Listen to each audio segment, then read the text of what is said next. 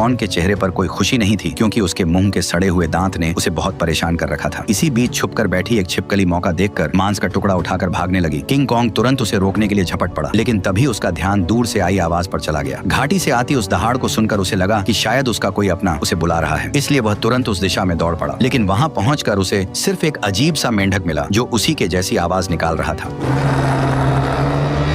सालों तक भटकने के बाद भी वह अकेला था और यही खालीपन उसे भीतर से तोड़ रहा था। आखिरकार दांत की तकलीफ ने उसे इंसानों से मदद मांगने पर मजबूर कर दिया। वह ना चाहते हुए भी इंसानी दुनिया में दाखिल हो गया। वहां पहुंचते ही किंग कॉन्ग पहाड़ी पर गिर पड़ा और मदद का इंतजार करने लगा। तभी किस्मत से वैज्ञानिकों की नजर उस पर पड़ गई, लेकिन घबराहट में इंसानों ने सुरक्षा के लिए उसे भारी मात्रा में एनेस्थीसिया दे दिया, जिससे वह वहीं बेहोश हो गया। इसके बाद उन्होंने शहर के सबसे मशहूर डेंटिस्ट को बुलाया। डेंटिस्ट ने बिना एक पल गवाए उस सड़े हुए दांत को उखाड़ने के लिए मजबूत स्टील के तार को कसकर बांध दिया। इतने में ही कॉन्ग ने मुंह से सड़ी हुई बदबू छोड़ दी। सारी तैयारी पूरी होने के बाद जैसे ही स्पेसक्राफ्ट ने अचानक ऊपर उड़ान भरी, तभी एक झटके के साथ किंग कॉन्ग का विशाल दांत बाहर निकल आया। जब किंग कॉन्ग होश में आया तो उसने देखा कि उसका पुराना दांत अब एक मजबूत टाइटेनियम के दांत में बदल दिया गया है। इस नए दांत के साथ उसके अंदर जबरदस्त ताकत आ गई, जिससे उसे लगा कि अब वह किसी को भी हरा सकता है। लेकिन तभी लैब में अचानक किंग कॉन्ग की दुनिया से एक इमरजेंसी सिग्नल आया, जिसने सबको चौंका दिया। इस सिग्नल की सच्चाई जानने के लिए वैज्ञानिकों ने तुरंत एक रेस्क्यू टीम तैयार की और मिशन शुरू किया। उन्होंने किंग कॉन्ग के साथ उस पोर्टल में छलांग लगा दी जो सीधे कॉन्ग की दुनिया में जाता था। जैसे ही वे आगे बढ़े, उनका स्पेसक्राफ्ट तेज रफ्तार से नीचे की ओर खींचने लगा और कुछ ही पलों में वे उस रहस्यमयी दुनिया में दाखिल हो गए। घर